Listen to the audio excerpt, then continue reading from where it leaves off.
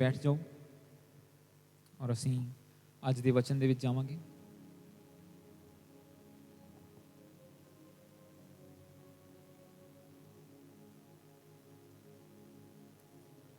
ਸਭ ਜਣ ਆਪਣੀ ਪਵਿੱਤਰ ਬਾਈਬਲ ਨੂੰ ਖੋਲੋ।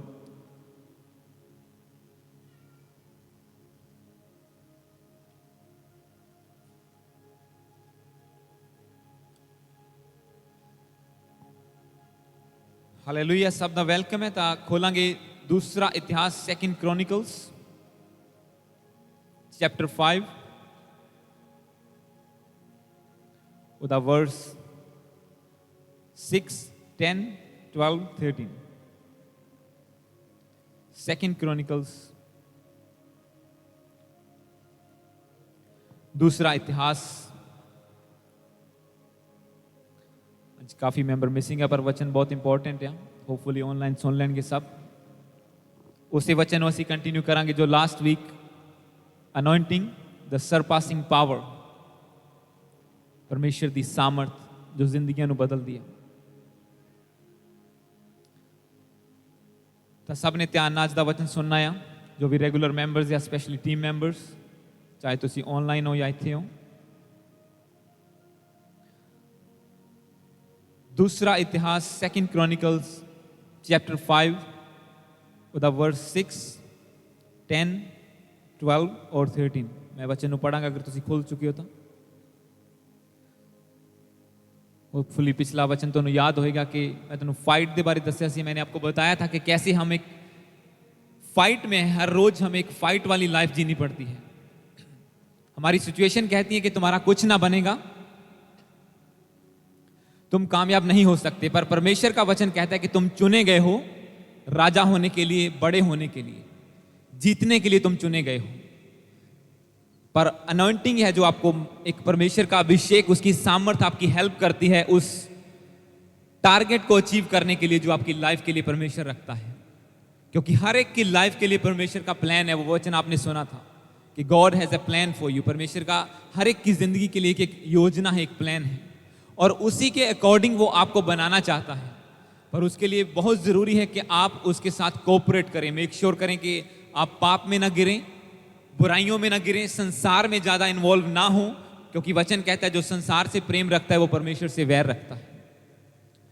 और उसके बाद आपने सुना कि अनॉइंटिंग, अभिषेक कितना जरूरी है हमारे लिए।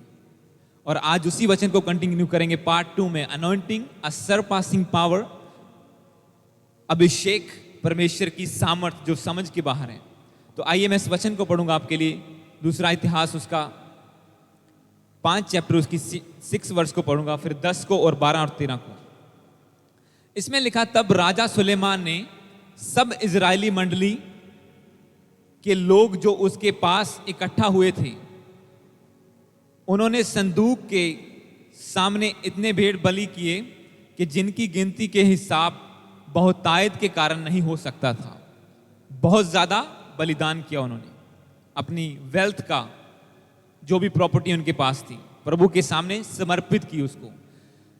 और 10 में लिखा, संदूक में पत्थर की उन 2 पट्टियों को छोड़ कुछ ना था जिन्हें मूसा ने होरेब में उसके भीतर उस समय रखा जब यहोवा ने इजराइलियों के मिस्र से निकलने के बाद उनके साथ वाचा बांधी थी।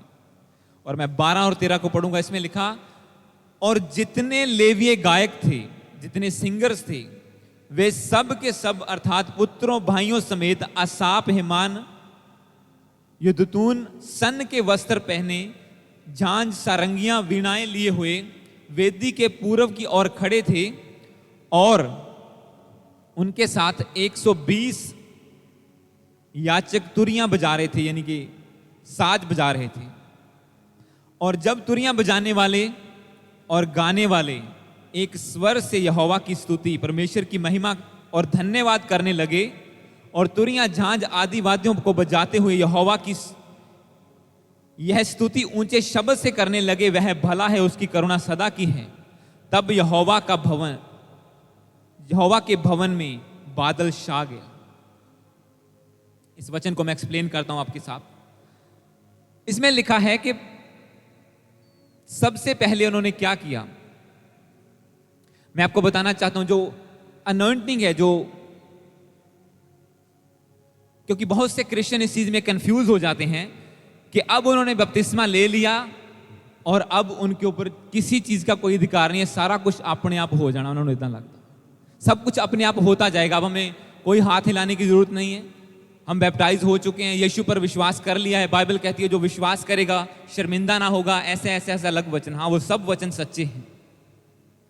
पर मोस्टली लोगों को प्रॉब्लम क्या है, इस चीज में डिफरेंस पता नहीं लगता कि परमेश्वर की प्रेजेंस में, पवित्र आत्मा और अनॉइंटिंग में एक फर्क है, एक डिफरेंस है उसका।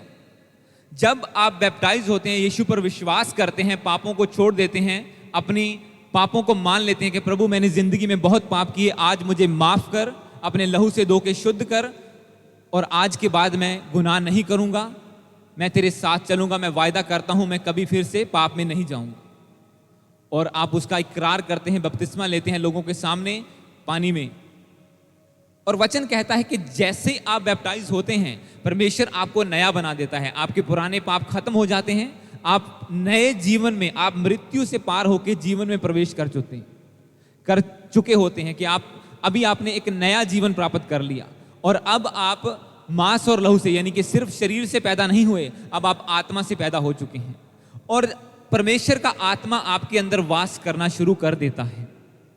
यह परमेश्वर का वचन गारंटी लेता है कि उसने कहा कि मैं ऐसा मददगार तुम्हें दूंगा जो तुम्हें कभी अकेला ना छोड़ेगा, सदा तुम्हारे साथ रहेगा, जब तुम कमजोर होगे वो तुम्हें सामर्थ देगा, वो तुम्हें सहायता करेगा हर मुश्किल में। और इसी तरह से परमेश्वर का आत्मा एक विश्वासी के ऊपर आ जाता है। ये बात समझ आई कि जब हम बैप्टाइज होते हैं, प्रभु का आत्मा, वो कोई भी हो, कोई भी बंदा हो जिसने अपने पापों का पश्चाताप कर लिया, तौबा कर ली, परमेश्वर के सामने घुटने टेक दिए। सबसे बड़ी प्रॉब्लम यही है कि बंदा मानता नहीं अपनी गलती को, नहीं मैं तो नहीं कीता, मैं नहीं कीता, मैं नहीं कीता, किसी के सामने भी नहीं। और परमेश्वर के सामने अपने पापों को मान लेना और अपनी जीवन को समर्पित कर देना कि प्रभु जितना तू चलाना चाहना मेरी जिंदगी में चला, और जैसे ही आप ऐसे बोलते हैं, प्रभु आपके अंदर वास करता है, आप बैप्टाइज होते हैं, परमेश्वर की हजूरी आ जाती है। मतलब कोई भी बंदा हो, हर विश्वासी के ऊपर परमेश्वर का आत्मा होता है, वो उसके साथ रहता है। पर एक टाइम, अब वो रियलाइज करे या ना करे, क्योंकि प्रेजेंस हमेशा महसूस नहीं होती। जरूरी नहीं कि गैर भाषा निकलेगी या तालियां बजेगी या शरीर कंबेगा तो तभी हमें पता चलेगा कि परमेश्वर साथ है, नहीं, वो हमेशा साथ रहता है, वो कभी अकेला नहीं छोड़ता।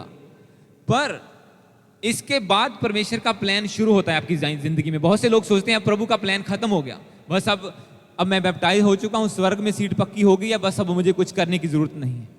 पर वचन कहता है कि यहां से अब आपने यूनिफॉर्म पहन लिए, अब आप फौजी बन गए हैं परमेश्वर के, पर अभी फाइट करनी बाकी है आपको, अभी तो आपने तैयारी करनी है।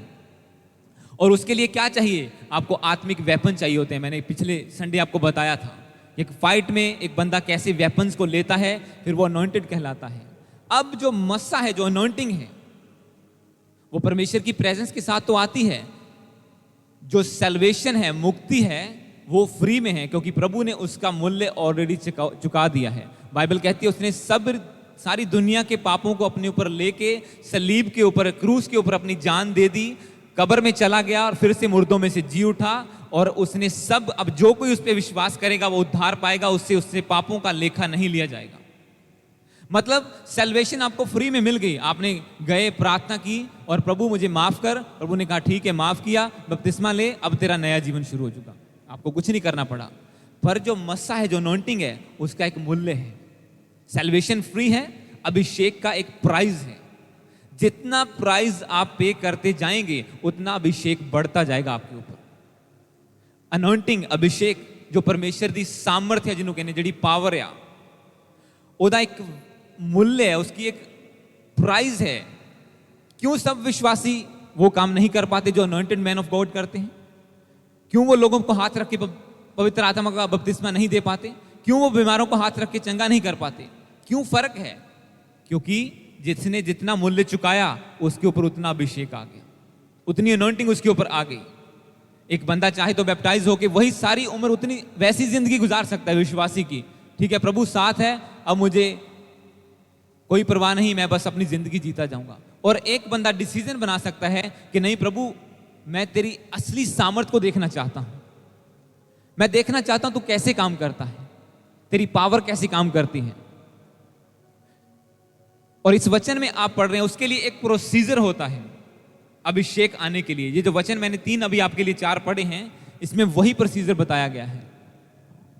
क्योंकि जितना आप मूल्य चुकाएंगे, और मूल्य यहां पे पैसों की बात नहीं हो रही कि $1,00,000 दे दो और परमेश्वर दी अभिषेक आ जाएगा। एक बंदे ने खरीदने की कोशिश की कि जैसे तुम लोगों को फिलिप्पस के पास कहते, जैसे तुम लोगों को हाथ रखते हो वो हील हो जाते हैं, वो चंगे हो जाते हैं, मुझे भी ऐसी पावर चाहिए, ये पैसे ले लो। उसने कहा तू पापी है, तू श्रापित है, तूने परमेश्वर की सामर्थ को पैसों से खरीदने की कोशिश की। इसका मूल्य पैसे नहीं है, इसका मूल्य कुछ और है। वो आज के वचन में आप सीखेंगे। हालेलुया। और इस वचन को मैं आपको एक्सप्लेन करता हूं। इसमें लिखा कि 6 में लिखा, 5 की 6 में, तब राजा सुलेमान सब इजरायली मंडली के साथ उसके पास इकट्ठा हुए और उन्होंने परमेश्वर के लिए बलिदान किया। और इतना बलिदान जिसका हिसाब नहीं लगाया जा सकता था, जिसकी गिनती नहीं की जा सकती थी। मतलब अपनी प्रॉपर्टी को, जो भी उसकी वेल्थ थी, उसने परमेश्वर के सामने समर्पित कर दिया और वो हिसाब के बाहर थी, उसकी काउंटिंग नहीं हो सकती थी।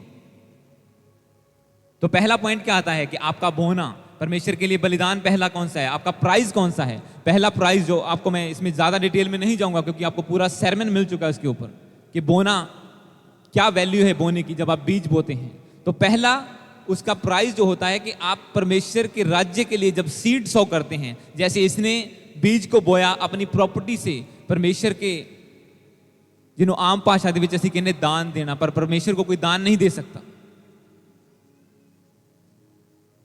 अक्सर लोग गलतियां करते हैं कि मैंने दान कर दिया। नो, अगर वो परमेश्वर है तो उसे दान कोई नहीं दे सकता। आप थैंक्स गिविंग दे सकते हैं, उसका धन्यवाद कर सकते हैं कि प्रभु तूने मुझे इतनी प्रॉपर्टी दी, मैं तेरा थैंक्स करता हूं, ये मेरा समर्पण है तेरे आगे। और यहां पे लिखा सुलेमान ने, जो राजा था एक, सुलेमान और सब इजरायली मंडली वहां पे इकट्ठे हुए। उन्होंने परमेश्वर के संदूक के सामने इतना बलिदान किया कि जिसकी गिनती और हिसाब बहुतायत के कारण नहीं हो सकती थी। They could not be counted और नंबर्ड।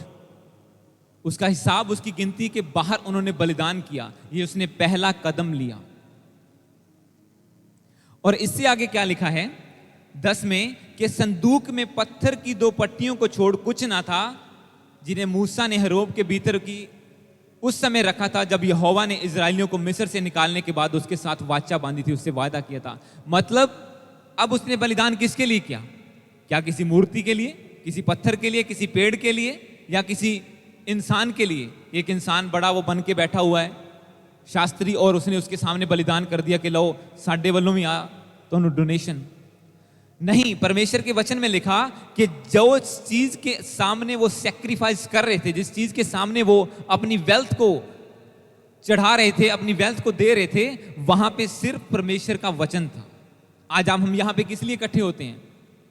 क्योंकि परमेश्वर का वचन है। हमारे हाथ में कुछ और तो नहीं है, कुछ भी नहीं है, कोई फॉर्मेलिटी नहीं है, कोई फोटो, कोई मूर्ति, कुछ भी नहीं है। क्या है? परमेश्वर का वचन। और इसी को सुन के आपका मन बदलता है और इसी पर विश्वास करके आप चर्च में अपने पैसे को देते हैं ताकि परमेश्वर का काम और बढ़ सके।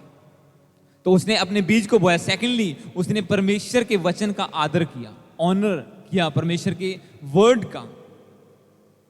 वचन में लिखा कि उसमें सिर्फ 2 पट्टियां थी जिसके ऊपर प्रभु के वचन लिखे हुए थे। 10 आज्ञाएं लिखी हुई थी जो मूसा को प्रभु ने दी थी कि ये आज्ञाओं पर तुम चलना और मैं सदा तुम्हारे साथ रहूंगा। चर्च में जब हम आते हैं हमारे पास कुछ नहीं होता हाथ में, या तो बोना होता है या फिर ये परमेश्वर का वचन बाइबल होती है। और इसी तरह से उसने पहले अपना बोना बोया, अपना बीज बोया। सेकेंडली, उसने परमेश्वर के वचन का आदर किया कि चाहे ये 2 पट्टियां ही हैं पर ये जीवते परमेश्वर का वचन है, मैं इसके सामने इसका आदर करूंगा। और जब आगे बढ़ता है तो उन्होंने क्या किया? वर्शिप। इसमें लिखा कि जितने गायक वहां पे थे वो हर तरह के साज बजा के, अलग अलग सारंगी, बीना, अगर आज के जमाने में कहें पियानो, हारमोनियम, ढोलक, हर तरह के ड्रम्स बजा के परमेश्वर की आराधना करने लगे। जब आराधना करते गए, जब उन्होंने इतना धन्यवाद, इतनी आदर किया परमेश्वर के वचन का, इतनी वर्शिप की, तो तब वचन में लिखा कि तब यहोवा के भवन में बादल छा गया। The house of the Lord was filled with the cloud, कि उसमें बादल छा गया। ये बादल नहीं जो हम देखते हैं यहां पे बारिश वाले बादल, वो एक प्रेजेंस, बादल मतलब प्रेजेंस आई परमेश्वर की। मैंने आपको क्या बताया कि प्रेजेंस में और अभिषेक में एक फर्क है, इस वचन में आगे आपको बताता हूं। अब क्या किया उन्होंने वर्शिप की, अपना बीज बोया, परमेश्वर के वचन को देखा, सब चीजें की उन्होंने, ये कदम लिए। मैंने आपको बताया कि मूल्य है, अभिषेक का मूल्य है।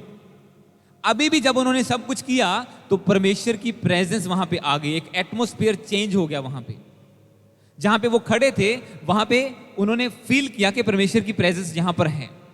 वहां पे एक बादल के रूप में परमेश्वर उन्हें दिखाई दिया कि हां देखो तुम्हारे बीच में मैं हूं, क्योंकि वो हमेशा एक चिन्ह के रूप में आता था परमेश्वर।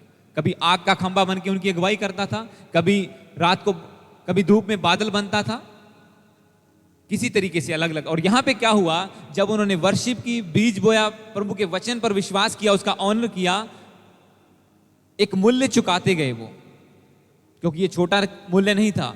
उसने डिसीजन लिया प्रभु के घर को बनाने का, उसके सामने ये सब चीजें करने का। और जैसे मूल्य चुकाते गए, अब उनकी जिंदगी में क्या हुआ, अब परमेश्वर की प्रेजेंस से वो सारी जगह भर गई, प्रभु की प्रेजेंस वहां पे आ गई।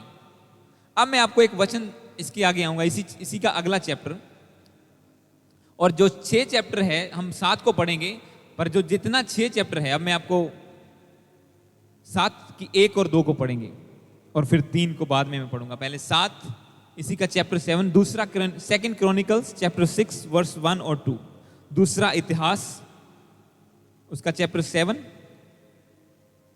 चैप्टर 7 वर्स 1 और 2, दूसरा इतिहास उसका 7 चैप्टर।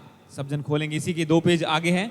यहां पे लिखा, जब सुलेमान यह प्रार्थना कर चुका तब स्वर्ग से आग ने गिरकर होम बलियों तथा अन्य बलियों को भस्म कर दिया और यहोवा का तेज भवन में भर गया।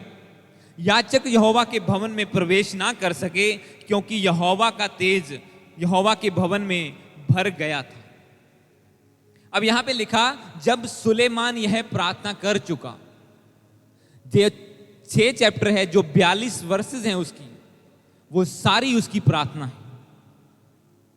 अब चौथा पॉइंट क्या आता है, कि लंबी प्रार्थना करना, बीज बोना, परमेश्वर के वचन का आदर करना, उसकी वर्शिप करना, और एक लंबी प्रार्थना में चले जाना। उसके बाद एक लॉन्ग प्रेयर में, जो 6 चैप्टर सारे का सारा है, 42 वर्सेस हैं, उसमें सुलेमान ने प्रार्थना की। इसीलिए 7 के पहले में लिखा, जब सुलेमान यह प्रार्थना कर चुका, when as soon as Solomon finished his prayer, fire came from heaven and consumed the burnt offering and the sacrifices, and the glory of the Lord was filled in the house of the Lord.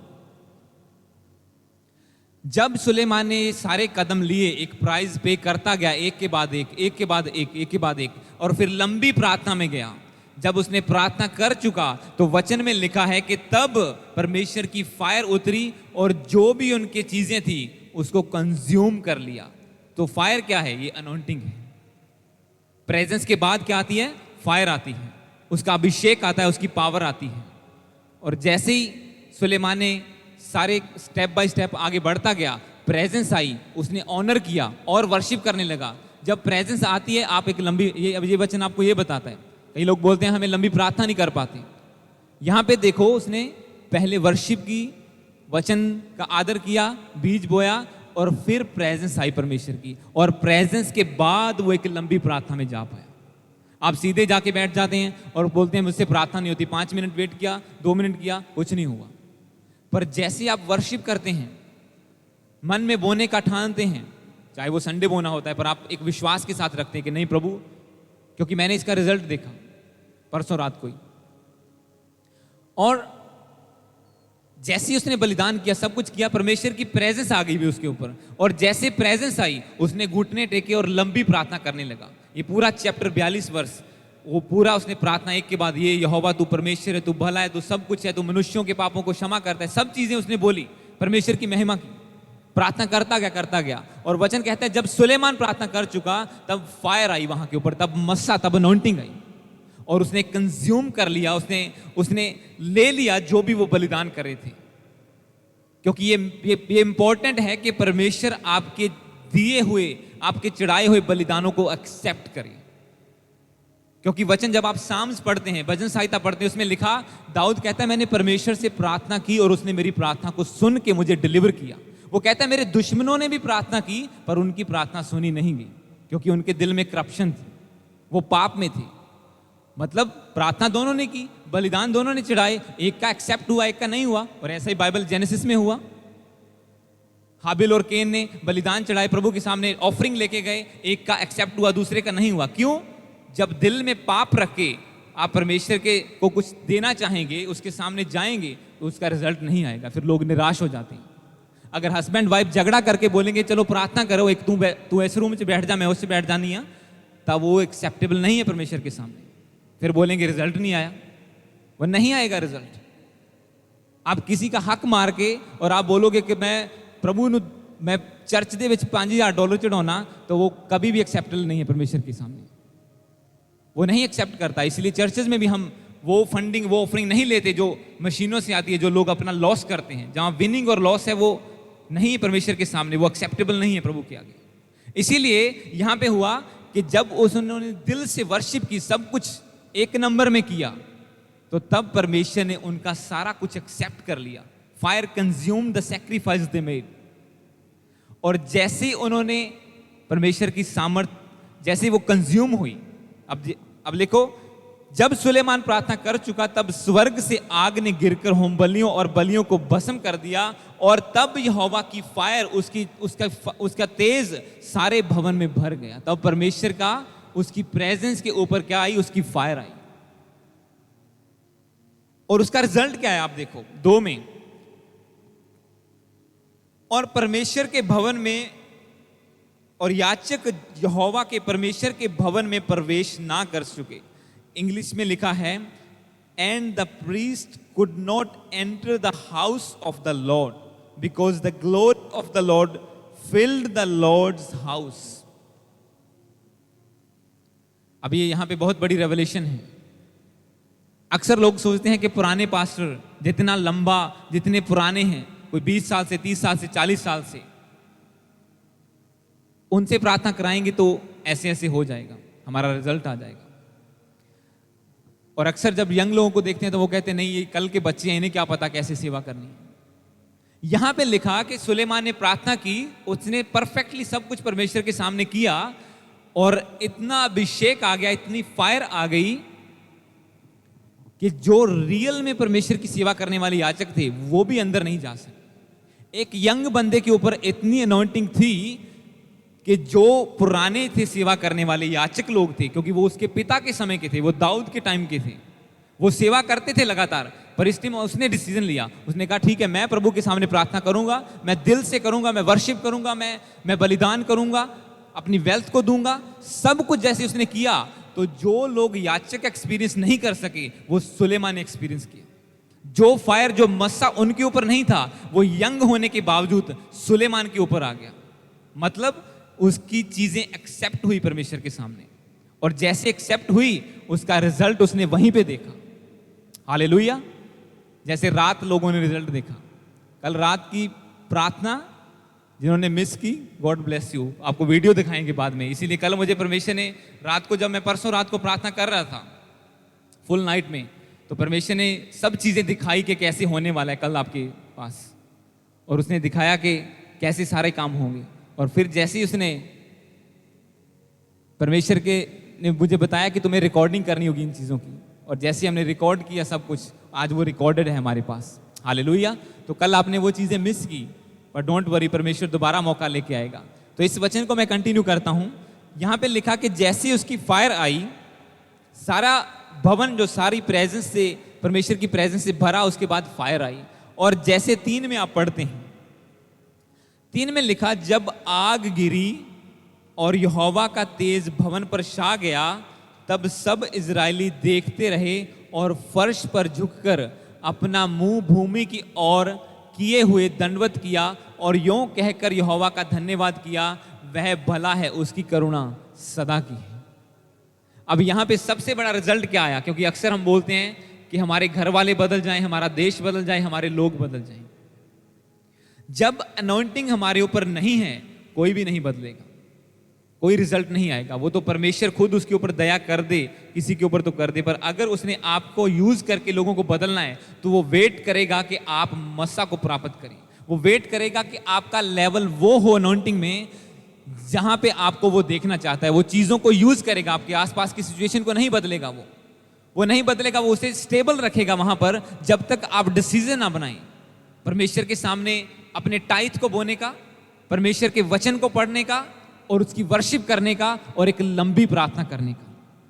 मैं परमेश्वर से मांग रहा था, प्रभु मुझे full night prayer की grace दे। मैं करता था और मैं ज्यादा नहीं, पूरा, कि परमेश्वर इतनी लंबी प्रार्थना के दिन चढ़ जाए प्रार्थना करते करते। और परसों परमेश्वर ने वही ग्रेस दी। परसों रात को जब मैं प्रार्थना में बैठा और मुझे कल सुबह दिन हो गया था पूरा, और वो परमेश्वर ने ग्रेस दी। जब आप मांगते हैं और उसका रिजल्ट कल शाम को फिर देखा सब लोगों ने, क्योंकि प्रभु आपको रिजल्ट देता है, वो कुछ भी रखना छोड़ेगा, वो कर्जदार नहीं रहता आपका। जो आप बोएंगे वो कहता है कि मैं इससे ज्यादा तुम्हें दूंगा। और यहां पे जितना सुलेमान सैक्रिफाइस करता जा रहा था, जो याचक जो लंबे समय थे दाऊद के टाइम से वही काम कर रहे थे, उनका एक्सपीरियंस था, हाँ जी ऐसे धूप जलानी है परमेश्वर के भवन के सामने, ऐसे करना है, यहां करना है, ये बलिदान चढ़ाना है, सब फॉर्मेलिटी करते थे हर रोज, और उनके लिए वो चीजें यूज टू हो गए थे वो उसके। जैसे अक्सर ट्रेडिशनल चर्चेस में होता है, पास्टर्स करते हैं, हाँ ठीक है आए 15 मिनट वर्शिप, 20 मिनट, उसके बाद 5 मिनट की छोटी प्रेयर, अच्छा वचन हो गया, हाँ जी इतने बज के 35 मिनट पे हमने वचन खत्म कर देना है। आज अगर पवित्र आत्मा और बात करना चाहते हो तो फिर क्या करोगे? नहीं, लोग लेट हो जाएंगे, लोग घड़ियां देखते हैं। मतलब ये कि एक लंबी प्रार्थना या ऐसा बलिदान चढ़ाने को कोई राजी नहीं है, और फिर रिजल्ट कैसे आएगा? क्यों नहीं क्रिश्चियनिटी फैल रही? क्यों नहीं परमेश्वर का वचन बढ़ रहा? क्यों राज्य नहीं बढ़ रहा उसका इतना ज्यादा? यहां पे अगर हम बात करें फॉरेन कंट्रीज में, क्योंकि वो बलिदान नहीं है लोगों का, वो टाइम नहीं देना चाहते अपना। और यहां पे परमेश्वर का वचन क्लियरली ये बात बताता है, 3 को जब अगर मैं दोबारा पढ़ूं, इसमें लिखा, मैं इंग्लिश में, When all the people of Israel saw the fire, जब आग गिरी तो यहोवा का तेज भवन में छा गया, तब सब इजरायली देखते रहे और फर्श पर झुककर अपना मुंह भूमि की ओर किए हुए दंडवत किया और यूं कहकर यहोवा का धन्यवाद किया, वह भला है, उसकी करुणा सदा की है। मतलब परमेश्वर भला है, उसकी करुणा सदा की है। हुआ क्या? सारे लोग झुक गए परमेश्वर के सामने, सारे लोग परमेश्वर के सामने बो डाउन हो गए कि हाँ यही सच्चा परमेश्वर है, उसकी करुणा सदा की है। अगर हम परिवारों में रिजल्ट देखना चाहते हैं, इस देश में रिजल्ट देखना चाहते हैं, अपने चर्च में रिजल्ट देखना चाहते हैं, तो हमें मूल्य चुकाना होगा। जरूरी नहीं कि हर एक को पास्टर की तरह फुल नाइट प्रेयर करनी है, पर आप जितनी कर सकते हैं, जितनी चर्च के लिए प्रार्थना कर सकते हैं, जितना बोल सकते हैं, जितना वचन पढ़ सकते हैं, क्योंकि आप अगर वचन पढ़ेंगे उसमें आप ही स्ट्रांग होंगे। कल आपको कोई कुछ पूछेगा, आप बता पाएंगे नहीं वचन ऐसा कहता है।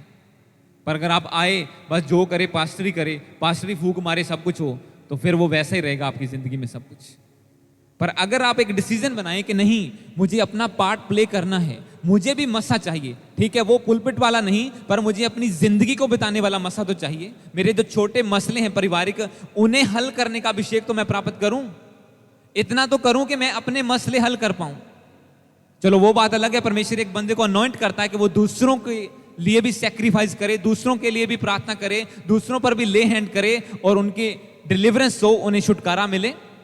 पर हर एक इंडिविजुअल को, हर एक परिवार के मेंबर को, हर एक चर्च मेंबर को परमेश्वर इस नजर से जरूर देखता है कि एटलीस्ट ये बंदा अपने आप के लिए तो अभिषेक प्राप्त करे, क्योंकि पवित्र आत्मा साथ में है। हाँ प्रभु करेगा, एक दिन हो जाएगा, कोई गल नहीं, वेट कर दिया, होर हो जाएगा, होर हो जाएगा, और बैठे वेट करते रहो और कुछ होता नहीं। पर जैसे ही एक सैक्रिफिशियल प्रेयर आप करते हैं, एक मूल्य चुकाते हैं, परमेश्वर उस अनॉइंटिंग को भेजता है, उस फायर को भेजता है, आपके चढ़ाए हुए बलिदान एक्सेप्ट होते हैं। फिर आपके आसपास के लोग दंडवत करते हैं परमेश्वर के सामने कि हाँ तेरा परमेश्वर सच्चा परमेश्वर है। जब वो रिजल्ट देखते हैं आपकी लाइफ में, मैं आगे वचन में पढ़ूंगा इसको,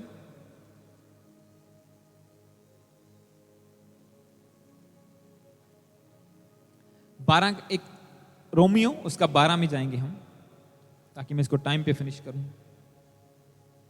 बुक ऑफ रोमन्स चैप्टर 12। अब मैं आपको बताऊंगा, ये तो मैंने आपको स्टोरी बताई कि परमेश्वर का अभिषेक आता कैसे है। अब यहां पे अगर हम 12 की एक सब निकालने, मैं पढ़ूंगा नहीं, book of Romans chapter 12 verse 1।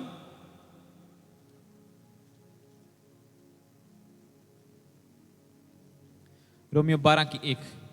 अब वहां पे हमने देखा कि सुलेमान ने अपनी जो प्रॉपर्टी थी, भेड़ बकरियां थी, वो बलिदान की परमेश्वर के सामने, क्योंकि उस टाइम उनकी प्रॉपर्टी वो होती थी, भेड़ बकरियां, जो सोना होता था उनके पास, जो चांदी होती थी, जो चीजें होती थी, वो परमेश्वर के सामने बलिदान करते जाते थे। और उसने अपना बलिदान कर दिया। वो एक फिजिकल एग्जाम्पल थी कि हमें बलिदान करना होगा। और फिजिकल, आप देखो, मैं आपको हमेशा बताता हूं कि जो पुराना नियम है वो फिजिकल एग्जाम्पल है आज के नए नियम की, जो यीशु मसीह के आने के बाद हुआ। क्योंकि पुराने नियम में सब कुछ फिजिकली दिखता था, उनके बलिदान फिजिकल थे, परमेश्वर की प्रेजेंस बादल के रूप में फिजिकल थी, फायर वो देखते थे, फायर उतरती थी शरेआम, और वो चीजें भस्म हो जाती थी, वो रखते थे ऐसे आंगन में कि परमेश्वर ये बलिदान पड़ा है हमारा। फायर आती थी, वो सारा कुछ कंज्यूम कर लेती थी, और सब कुछ फिजिकली दिखता था। जब आग आई, जब लोगों ने दंडवत किया, सब कुछ हुआ।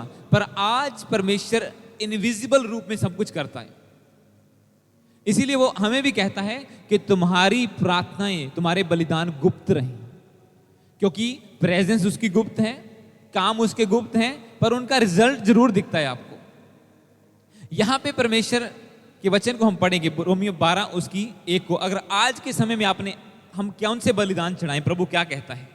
पहले में तो उन्होंने वो भेड़ बकरियां थी, सब कुछ था, पर आज यीशु मसीह ने लहू बहा दिया। और ये वचन कहता है, इसलिए हे भाइयों, मैं तुमसे परमेश्वर की दया स्मरण दिलाकर विनती करता हूं कि अपने शरीरों को जीवित और पवित्र और परमेश्वर को भावता हुआ बलिदान करके चढ़ाओ, यही तुम्हारी आत्मिक सेवा है। हालेलुया। क्योंकि वचन कहता है, जब हम रूह और सच्चाई से परमेश्वर की आराधना करते हैं, वो उसके लिए एक्सेप्टेबल है। पर वो आराधना कौन सी है? रूह और सच्चाई से। वो कौन सी वर्शिप है जिसे परमेश्वर एक्सेप्ट करता है? सिर्फ यही नहीं कि यहां आए, बजाया और गा लिया, पर वचन कहता है कि तुम निरंतर प्रार्थना में लगे रहो, यानी कि 24 घंटे तुम्हारे अंदर वर्शिप, प्रार्थना चलती रहनी चाहिए। अब हम गुनगुना तो नहीं सकते चारों हर टाइम। अब वचन ये कहता है, मैं इंग्लिश में अगर इसको पढ़ूं, इसमें लिखा, I appeal to you therefore brothers by the mercies of the God to present your bodies as a living sacrifice। अपनी बॉडीज को एक लिविंग सैक्रिफाइस चढ़ाओ, holy and acceptable to God which is your spiritual worship। अपने शरीर को जीवता और पवित्र, holy and acceptable to the Lord, पवित्र बलिदान करके परमेश्वर के सामने चढ़ाओ, ताकि वो उसे एक्सेप्ट कर सके। और क्या? This is your which is your spiritual worship, ये तुम्हारी आत्मिक वर्शिप है। अब हम काम पे हैं, हम बुराई नहीं कर रहे, हम चोरी नहीं कर रहे, टाइम नहीं चुरा रहे, इसका मतलब हम परमेश्वर की वर्शिप में हैं। ये हमारी स्पिरिचुअल सैक्रिफाइस है परमेश्वर के सामने। हमें मौका मिला, हम फाइनेंशियली तंगी में है, मान लो एक बंदा, अब वो काम पे उसे मौका मिला कि वो कुछ पैसे चुरा सकता है, पर फिर भी परमेश्वर को प्रेजेंट मानकर वो नहीं करता, इसका मतलब वो उसका सैक्रिफाइस है परमेश्वर के सामने, कि प्रभु मुझे पाप करने का मौका मिला, मैंने नहीं किया। जैसे यूसुफ को मिला था मौका, उसे मौका मिला कि वो पाप कर सकता था, पर बाइबल कहती वो वहां से भागा, उसने पाप नहीं किया, और परमेश्वर ने बाद में उसे रिजल्ट दिया, उसी देश में ऊंचा किया। हालेलुया। पर जब एक बंदा सिचुएशन को देख के या पाप को देख के उसमें गिर जाता है, तब उसे वो रिजल्ट नहीं मिलता जो परमेश्वर देना चाहता है। क्योंकि वचन कहता है कि तुम अपने शरीर को जीवता और पवित्र बलिदान करके परमेश्वर के एक्सेप्टेबल उसके सामने चढ़ाओ, ताकि ये तुम्हारी स्पिरिचुअल वर्शिप के रूप में उसके सामने पहुंच सके, उसे एक्सेप्टेबल हो तुम्हारी बॉडी। अगर बॉडी करप्ट है, माइंड में गंदे विचार चल रहे हैं, कुछ टाइम के लिए होता है, बंदे को स्ट्रगल करनी पड़ती है, क्योंकि दुष्ट आत्माएं, शरीर रोकता है प्रभु की महिमा करने से, उसकी वर्शिप करने से। पर अगर हम एक डिसीजन बना लें कि नहीं, जो कदम हमसे पहले लोग नहीं उठा सके, जिस तरह से प्रचार वो नहीं कर सके, हम करेंगे। हम अपनी जवानी को प्रभु के सामने सैक्रिफाइस करेंगे, जवानी के अभिलाषों को कंट्रोल में रखेंगे, हम अपने टाइथ अपनी ऑफरिंग्स को बोएंगे, हम प्रार्थना में रहेंगे, हम यंग बंदे, हमारे अंदर एनर्जी, हम प्रभु की सेवा करेंगे अलग तरीके से, कुछ डिफरेंट, तो परमेश्वर आपको बनाएगा भी कुछ डिफरेंट। वो रिजल्ट भी कुछ डिफरेंट होगा आपका। वो उसी रिचुअल के हिसाब से नहीं होगा कि जैसे चर्चेस रिचुअल्स में चलते हैं, एक रीति बनी, हाँ इतने मिनट ये, बस उसके बाद आमीन, खाना खाओ, हंसो और चल दो। और जितनी देर तक वचन चलता है उतनी देर तक ही पवित्र हैं। जैसे ही वचन खत्म हुआ, जब चाय पीने लगे, फिर ये इधर उधर की गंदी बातें। तो परमेश्वर कहता है ये तुम्हारी स्पिरिचुअल वर्शिप नहीं है। स्पिरिचुअल वर्शिप ये है जब तुम हमेशा अपने शरीर को मेरे सामने बलिदान करके चढ़ाओगे। जब भी मौका मिले, जब भी आप कहीं भी हो, काम पे हो, घर पे हो, रिश्तेदारी में हो, सोसाइटी में हो, आप मेक श्योर कि आपका शरीर करप्ट ना हो, वो परमेश्वर के सामने एक बलिदान के रूप में एक्सेप्टेबल हो, ताकि ऐसा ना हो कि जब शाम को आप प्रार्थना में बैठें और परमेश्वर बोले कि आज दिन में तूने क्या किया, आज दिन में ये तू क्या करके आया, और तुम अपने आप को दोषी पाओ। पौलुस कहता है मैं इसीलिए बढ़ रहा हूं क्योंकि मेरा मन मुझे दोषी नहीं पाता, मैं परमेश्वर के सामने सब कुछ बलिदान कर चुका हूं। उसी के एक वचन को पढ़ेंगे, फिर हम फिनिश करेंगे ऑन टाइम। इसको हम खोलेंगे इफिसियंस 6 उसका 20, बुक ऑफ इफिसियंस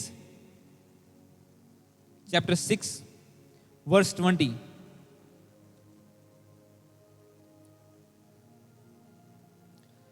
ਅਫਸੀਆਂ ਪੰਜਾਬੀ ਦੇ ਵਿੱਚ, ਹਿੰਦੀ में इफ्सियों, ਉਹਦਾ चैप्टर थोड़ा आगे ਤੁਹਾਨੂੰ मिलेगा। चैप्टर 6 वर्स 20 को सब जन खोलें तो मैं इसे पढ़ूंगा आपके लिए। Book of Ephesians chapter 6 verse 20।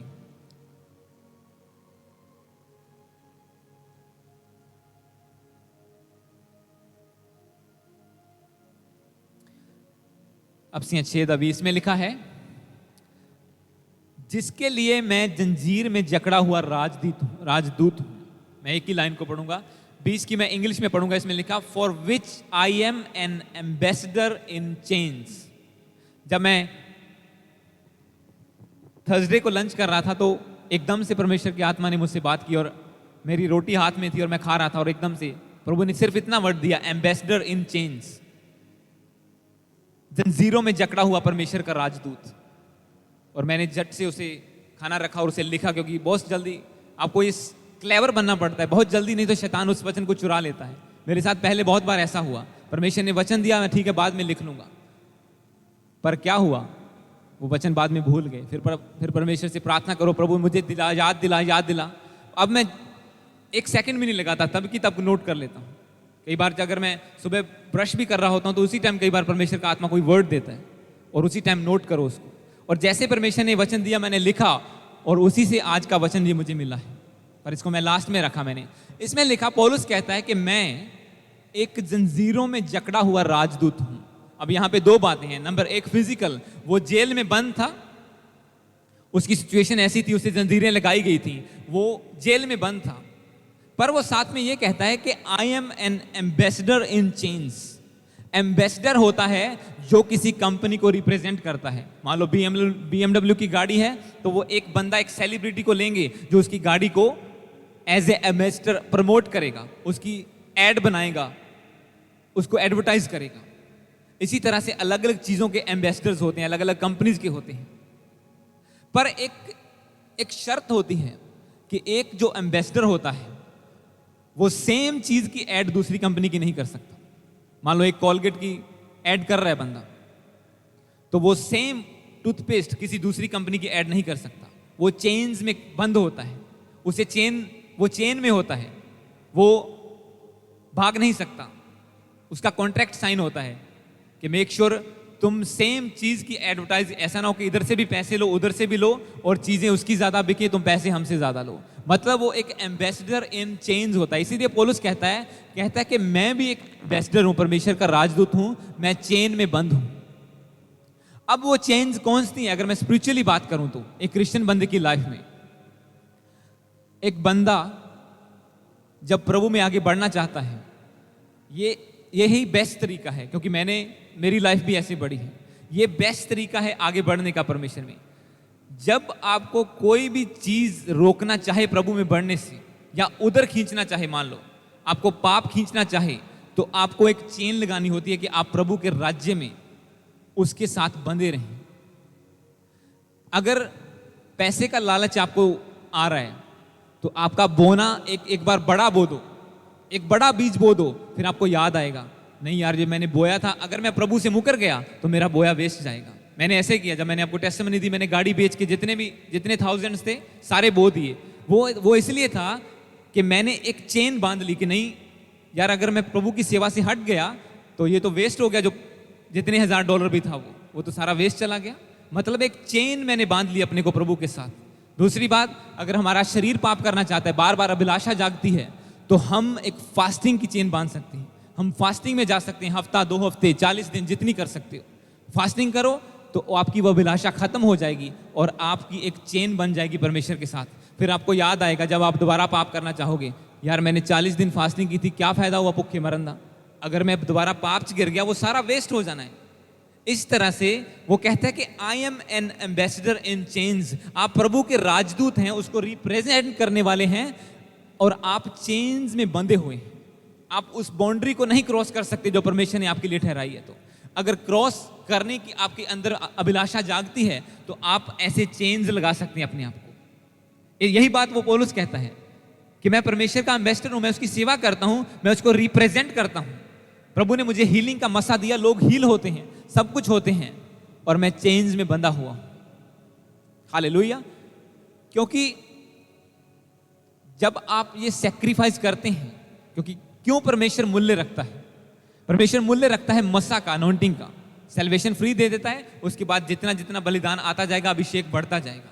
जब आपने बहुत बड़ा बलिदान किया हो परमेश्वर के सामने, एक सीक्रेट मैं आपको बताता हूं, जब आपने चाहे बोने में हो, फास्टिंग में हो, प्रार्थना में हो, वचन पढ़ने में हो, टाइम में हो, किसी भी चीज में हो, जब आपने बहुत बड़ा बलिदान कर दिया प्रभु के सामने, एक सैक्रिफाइस कर दिया, क्योंकि प्रभु जैसे आप आगे बढ़ोगे, मैं आपको बताता हूं, जैसे आप एक विश्वासी के लेवल से आगे बढ़ोगे कि मुझे प्रभु की सेवा करनी है, पवित्र आत्मा आपसे डिमांड करेगा चीजों को। वो डिमांड करेगा, आज छुट्टी कर, घर में प्रार्थना कर। मेरे साथ बहुत बार हुआ, छुट्टी कर, घर में प्रार्थना कर। परमेश्वर नहीं चाहता आपका नुकसान हो, पर आपको वो डिमांड करता है आपसे। अगर आप बढ़ना चाहते हैं, वो देखता है आप संसार से प्रेम करते हैं, जॉब से करते हैं, वो कहेगा संडे कोई मिस नहीं करना, हर संडे चर्च जाना है। अच्छा, इतने दिन की फास्टिंग रख।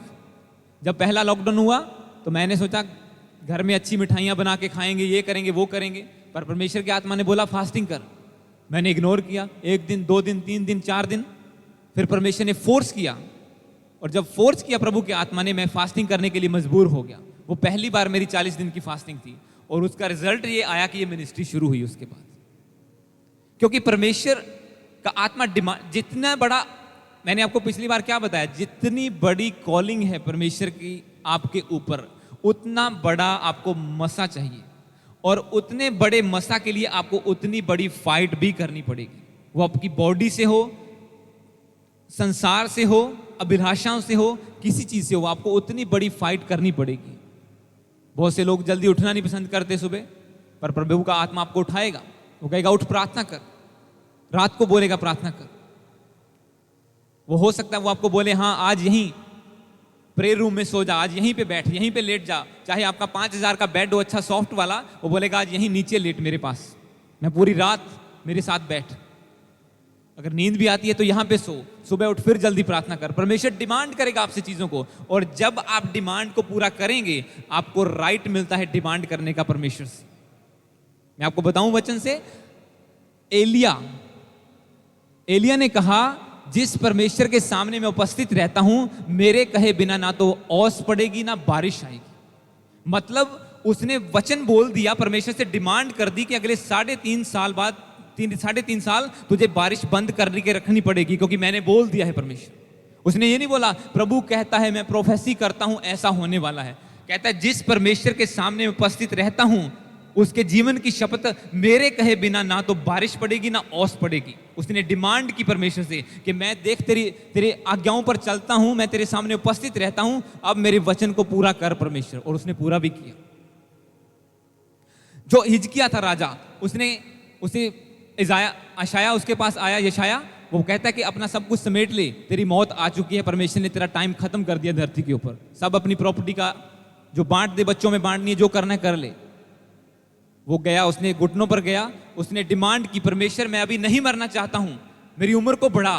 प्रभु ने कहा तेरी उम्र 15 साल और बढ़ चुकी है। देख, उसने कहा देख, मैं विधवाओं की हेल्प करता आया हूं, मैं तेरे वचनों पर चलता हूं, मैं ये करता आया हूं, मतलब मैं तेरे साथ एक संगति में चलता आया हूं, और अब मैंने तेरी डिमांड को पूरा किया। अब मैं डिमांड करता हूं परमेश्वर, अब मैं डिमांड करता हूं मेरी उम्र को बढ़ा।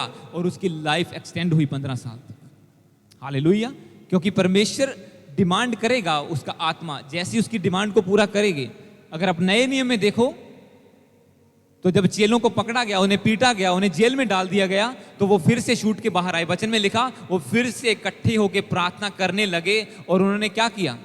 जब प्रार्थना की, प्रेयर की, तो उन्होंने प्रेयर की कि परमेश्वर लोगों को हील करने के लिए अपना हाथ बढ़ा, ताकि मिरेकल्स यीशु के नाम में हो और ये सारे लोगों के मुंह बंद हों। उन्होंने डिमांड की, उन्होंने कहा परमेश्वर अपना हाथ बढ़ा, और जब हम प्रार्थना करें तो लंगड़े चलें, हील हों, रोगी हील हों, ताकि इन लोगों के मुंह बंद हों जो हमारे खिलाफ बोलते हैं। क्योंकि वो एक बलिदान कर चुके थे परमेश्वर के सामने, अपनी जिंदगी को समर्पित कर चुके थे। वो दिन रात प्रार्थना में लवलीन रहते थे।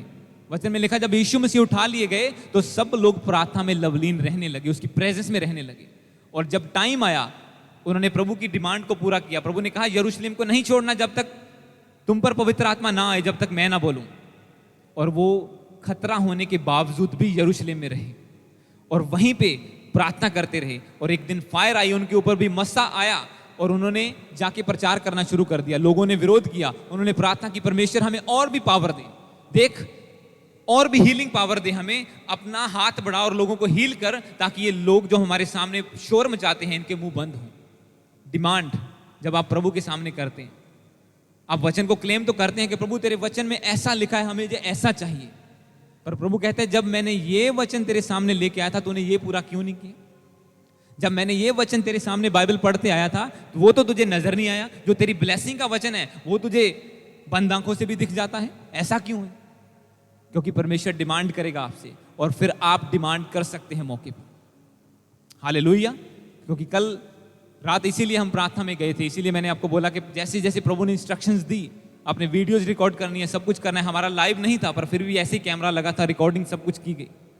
क्योंकि परमेश्वर के सामने एक डिमांड लेके, नहीं प्रभु हमें चाहिए नेक्स्ट लेवल का मसा। कल रात हम वही कर रहे थे, डिमांड कर रहे थे, और जो जो प्रभु से मांग रहे थे, जो जो वर्ड मुंह से निकला था, एक एक वचन परमेश्वर ने पूरा किया। बार बार अभिषेक फायर आ रही थी। कल 3 घंटे 3.5 घंटे ऐसी प्रार्थना चली। वर्शिप, वचन, साम से प्रभु की स्तुति, वचन वैसे नहीं शेयर किया, वर्शिप की, भजन सहायता से प्रभु की महिमा की, फिर एक साइलेंट प्रेयर में गए, फायर प्रेयर में गए, सब चीजें परमेश्वर ने की। क्योंकि प्रभु आपकी डिमांड को पूरा करेगा जब आप वो मस्सा, वो अनॉइंटिंग आपको देगा जब आप उसकी आज्ञाओं को पहले मानेंगे, तो जब उसका बनता हुआ सैक्रिफाइस आप उसके सामने चढ़ाएंगे, तो अपने शरीर को। क्योंकि आज प्रभु कुछ नहीं चाहता, वो कुछ नहीं चाहता। जैसे मैंने आपको स्टेप्स बताए कि जो उस टाइम की फॉर्मेलिटीज थी, जो कदम थे, वो सुलेमान ने पूरे किए। पर आज परमेश्वर एक ही बात बोलता है, वो कहता है अपने शरीर को जीवता और पवित्र बलिदान करके परमेश्वर के सामने चढ़ाओ, ताकि तुम उसकी सिद्ध इच्छा को जान लो कि वो तुम्हारी लाइफ में क्या करना चाहता है। हालेलुया। तो मैं नहीं जानता कितने जने इसके बाद डिसीजन लेंगे, क्योंकि मैंने आपको सब चीज बता दी वचन में से। आप डिमांड कर सकते हैं अपनी चीजों को प्रभु से, जब आप पूरा करते हैं उसकी डिमांड्स को। क्योंकि कुछ चीजें प्रभु आपको रोकेगा ताकि आप उस लेवल पे जा सको जहां पे प्रभु आपको लेके जाना चाहता है। तो प्रभु आपको ब्लेस करे इस वचन के द्वारा। God bless you all. आइए हम 10 मिनट 15 मिनट प्रार्थना में जाएंगे और उसके बाद फिनिश करेंगे। खाली 10-15 मिनट हम प्रार्थना करेंगे। सब जन अपनी जगह ते खड़े हो सकते और प्रभु दी प्रेजेंस ਦੇ ਵਿੱਚ ਆਪਣੇ ਹੱਥਾਂ ਨੂੰ ਉਠਾ ਕੇ ਉਹਦਾ ਥੈਂਕਸ ਕਰ ਸਕਦੇ ਹਾਂ ਅੱਜ ਦੇ ਵਚਨ ਦੇ ਲਈ, ਅੱਜ ਦੀ प्रेजेंस ਦੇ ਲਈ कि सर्वशक्तिमान परमेश्वर तेरे वचन के लिए तेरा धन्यवाद।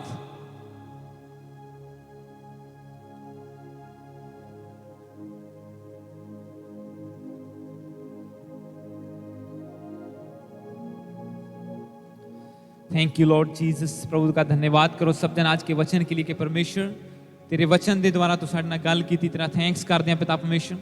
अभिषेक के बारे सानू गाइड किया प्रभु, तेरा धन्यवाद करते हैं कि जो मस्सा, जो अनॉइंटिंग, जो अभिषेक तू हमें देना चाहता है उस तक पहुंचने के लिए तू